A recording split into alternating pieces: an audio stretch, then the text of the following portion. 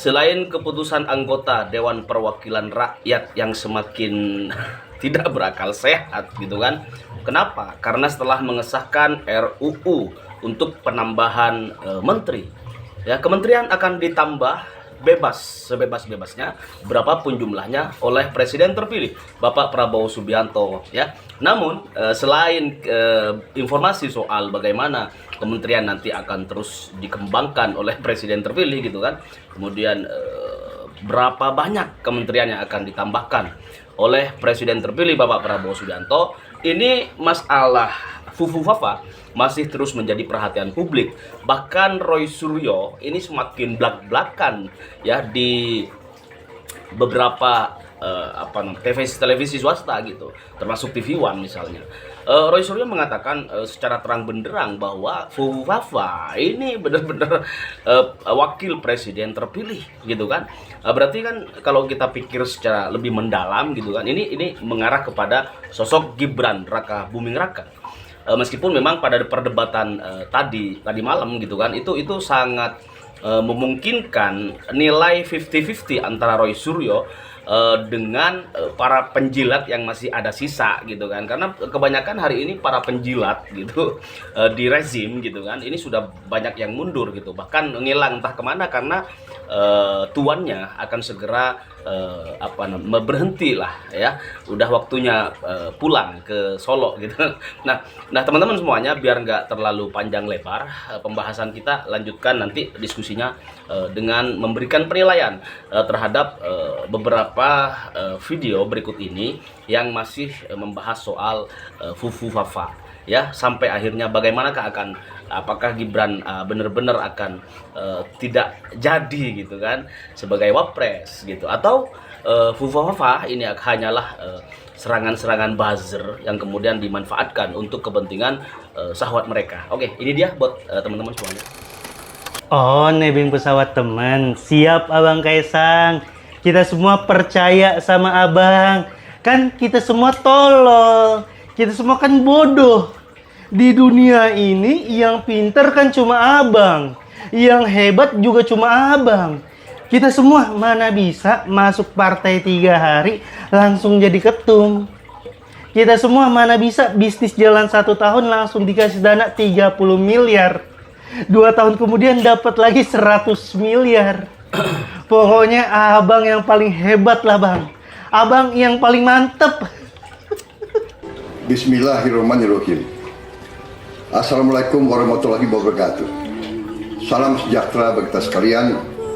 Shalom, Om Swastiastu, Namo Buddhaya. Saudara-saudara sekalian, Indonesia negara yang sangat kaya. Indonesia diambang tinggal landas. Indonesia akan menjadi negara maju. Kita harus menguasai dan mengelola kekayaan bangsa kita dengan sebaik-baiknya. Kita harus mitigasi, harus berani untuk memberantas korupsi, penyelewengan, dan pengingkaran terhadap undang-undang dasar yang kita cintai ini. Saudara-saudara sekalian, kita harus berpihak kepada yang paling lemah. Saya setelah menerima mandat dari rakyat Indonesia dan insya Allah akan dilantik menjadi Presiden Republik Indonesia yang ke-8, saya bertekad untuk menjaga, mengelola, dan mendayagunakan semua kekayaan bangsa supaya bisa sebesar-besarnya dinikmati oleh seluruh rakyat Indonesia. Dengan keadilan ekonomi, dengan keadilan sosial, saya percaya nasib seluruh rakyat Indonesia akan tambah baik. Marilah kita bersatu, jangan mau dihasut, jangan mau dipecah belah. Hanya dengan persatuan di antara kita, kita akan hadapi semua tantangan dan ancaman yang mungkin kita hadapi bersama. Saudara-saudara sekalian, seluruh dunia dalam keadaan penuh ketegangan, ketidakpastian, di mana-mana terjadi perang, di mana-mana terjadi penindasan terhadap kaum yang lemah, di mana-mana terjadi perebutan hegemoni, perebutan sumber daya. Untuk itu, semakin penting kita bersatu. Semakin penting kita tidak dihasut dan tidak dipecah belah oleh kekuatan-kekuatan tertentu. Mari kita bersatu, mari kita rapatkan barisan. Bersama-sama kita raih kemakmuran dan kesejahteraan. Kita hilangkan kemiskinan dari bumi Indonesia.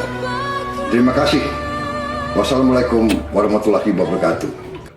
Kayak misalnya orang mau bangun, ini nggak apa-apa nih, sedikit aja bonus. Orang mau bangun lambang negara yang bagus, ya, tapi jadinya kayak kelelawar, itu hitam lagi, nunduk lagi, malu dia, ya kan? Ya itu sudah sunatullah, ya kan? Kan pengennya kan pasti bikin Garuda yang gagah, ya. Tapi kalau jadinya kelelawar merunduk gini, ya udah kan? Mau itu dikasih alasan, oh itu kan teknisnya gini, ya tetap salah. Dari dulu kita kenal, Mas. Yang namanya Garuda Pancasila tuh sayapnya 17. Iya, bukan 4. Bukan 4 kan? Itu kan 4. Ini tanggal 4 apa? Ya kan gitu. Kan itu 17 harusnya. Kemudian bulu di sini yang 45, bulu ekornya 48. Itu kan kita tahu semua lah gitu. Sejarah itu. Kenapa itu di anak-anak diajarin itu dari kecil? Kenapa diingkari? Justru di istana yang katanya istana baru itu, ya gitu. Kan parah itu. Tapi itulah ditunjukkan jalannya. Nanti akan ada banyak jalan-jalan yang akan ditunjukkan oleh Sang Pencipta kita. Kita tunggu saja. Oke.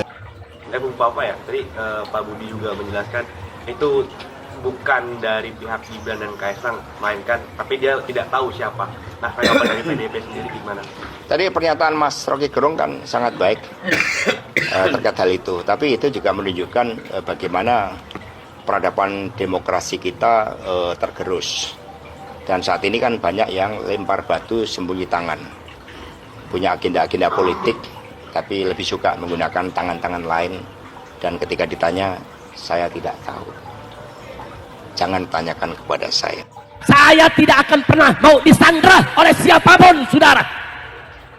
Takbir. Tapi ingat, enggak semua orang mampu untuk melawan sandra, saudara. Kita mesti memaklumi. Kalau ada saudara kita nggak sanggup disandra, kira-kira jelas tidak? Jelas tidak? Kemarin pendukung Anies sama pendukung PKS, saudara di Twitter sama-sama perang lawan Fufu Fafa. Lu tahu Fufu Fafa? Gua kira nggak tahu. Sekarang saudara pendukung Anies sama pendukung PKS dia ribut, ya Fufafa girang, betul? Betul? Nah sekarang saya mau tanya, yang mesti diserang, nih saya mau tanya, jujur jawab dan kompak, yang mesti diserang PKS atau Fufafa? PKS atau Fufafa? Baik, sekarang saya mau tanya lagi saudara, yang mesti diserang saudara, pendukung Anies atau Fufafa? Yakin? Fufafa bapaknya, aminnya, adiknya, kakaknya. Itu yang kita ganyang habis-habisan, betul? Ini artinya adalah Jokowi bukan hanya ya gagal dalam memimpin Indonesia, tapi juga kemudian berkhianat terhadap konstitusi. Tahun sekarang langsung 95 tahun Dan dapat diperpanjang. dapat diperpanjang. Ini adalah sebuah penjajahan yang diberikan oleh Jokowi kepada para oligarki. Yang kedua adalah kawan-kawan, ternyata Jokowi di sana kemudian kembali memberikan karpet merah bagi TKA. Di pasal 22 ada 3 item terkait TKA. Yang pertama adalah di pasal 22 tersebut ya, di KAIN itu bahwasannya setiap pengusaha di KAIN itu para TKA-nya dibebaskan uang kontribusi sebesar 100 US dollar. Katanya kita lagi nggak punya duit, tapi kok ini kok dibebaskan? Ya, ini karpet merah. Yang kedua adalah RP TKA, ya, rencana penggunaan TKA yang tadinya hanya untuk 5 tahun diperpanjang 10 tahun. Ini mau ngapain lama banget? Jangan-jangan nanti ada eksodus besar-besaran tiba-tiba mereka menjadi warga negara sana. Yang ketiga juga perlindungan terhadap TKI, tenaga kerja lokal Indonesia ini makin nggak jelas. Sebelumnya Jokowi melalui PP 34 yang merupakan turunan dari Omnibus Law dan juga PP 1635 sudah melakukan sebuah kejahatan konstitusi yang luar biasa. Yang pertama adalah menghapuskan kewajiban bagi TKA harus bisa berbahasa Indonesia.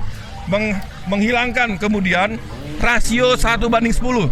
Kalau TKA masuk 1 harusnya diikuti oleh 10 tenaga kerja lokal. Yang ketiga adalah harusnya TKA yang masuk itu adalah orang yang skill, punya pengalaman di bidangnya 5 tahun, punya pendidikan, dan juga dia punya skill lah gitu kan. Bukan yang kaleng-kaleng. Nah, ini artinya adalah bahwasannya hak konstitusi kami yang diatur dalam pasal 27 bahwasanya setiap warga negara berhak mendapatkan pendapatan yang layak, berhak mendapat pekerjaan yang layak ini hari ini kami tidak menerimanya. Buktinya kebijakan TK tadi, faktanya adalah sampai hari ini pengangguran di Indonesia tertinggi di ASEAN, pengangguran di Jakarta naik 1000%, pengangguran di Bangka Belitung 4000%. Ini artinya adalah Jokowi bukan hanya ya gagal dalam memimpin Indonesia, tapi juga kemudian berkhianat terhadap konstitusi. Katanya ada di sini, ada di Indonesia ada Raja Jawa ya.